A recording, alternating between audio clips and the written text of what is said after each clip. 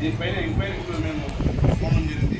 సార్లు చెప్తున్నా ఎక్కువ చెప్పకుండా ఎంక్వైరీకి పోవడం జరిగింది. మీ కష్టం వేరే ఒకటి తిరిగితే వీలు లేదు. ఈయన 172 మంది గవర్నమెంట్ ఆర్డర్ ప్రకారం తీసుకోవాల్సిందే. మీ ఎంత డబ్బులు ఇవ్వాల్సిందే. కానీ కాంట్రాక్టర్లు కొందరు అందరూ కలిసి ఈ డబ్బులన్నీ తింటున్నారని మాకు తెలిసి మేము కలెక్టర్తో ఇచ్చాము. దాన్ని మొత్తం వసూలు చేపించి మీకు ఇచ్చే వరకు మేము పోరాడతాము. మీ ఎమ్మటి మేము ఉంటాము. ఈ కష్టాన్ని వేరే అవుతున్నారంటే ఎవరు ఒప్పుకోరు. ఎందుకంటే ఏసీలో కూర్చొని లక్షలు తింటున్న వాళ్ళకంటే మీరు పొద్దున్న లేచి వచ్చి క్లీన్ చేసి ఎవరికి రోగం రాకుండా అన్నీ చేసేవాళ్ళు. మీ పైసలు తీసుకొని మనం ఏం బతుకుతారు? వాళ్ళు ఎవరు బాగుపడరు. మీ పైసలు మీకు ఇచ్చుకోవాలి.